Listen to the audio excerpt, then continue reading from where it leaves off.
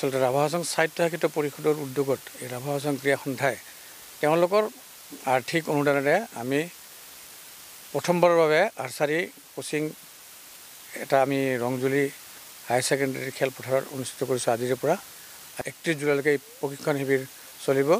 ইয়াতে আমাৰ ৰাভা হাছং এলেকাৰ খেলুৱৈসকলে ল'ৰা ছোৱালীৰ যিখিনি পৰীক্ষাৰ্থী তেওঁলোকে ইয়াতে যোগদান কৰিছে।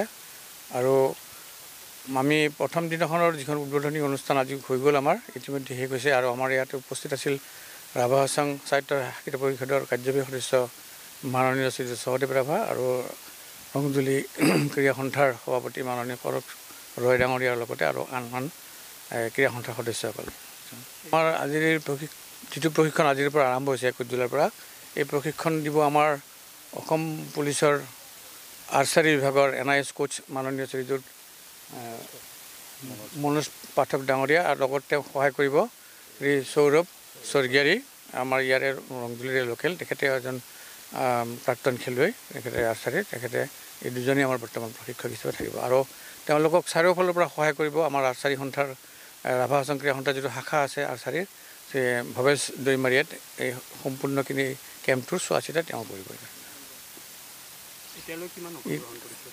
অংশগ্ৰহণ কৰাৰ আজি ঠিক মানে প্ৰথম দিনৰ কাৰণে আজি ঠিক তেনেকৈ নাই, 10-15জনমান হ'ব। ইয়াৰ পিছত অহাকালিৰ পৰা আহিম বুলি মানে ল'ৰা ছোৱালীখিনিয়ে আমাক জনাইছে যে আমাৰ বিশেষ অসুবিধা কৰি আজি যাব নোৱাৰিলোঁ, কালিৰ পৰা যাম বুলি কৈছে, আহিব কৈছে।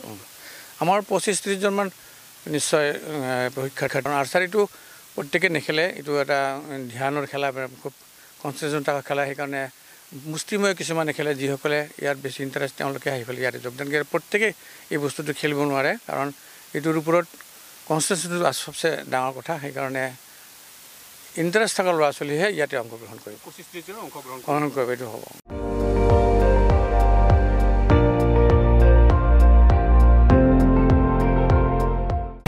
আপুনি চাই আছে ND24, সৰ্বশ্ৰেষ্ঠ নহয় সৰ্বোত্তমৰ দৌৰ।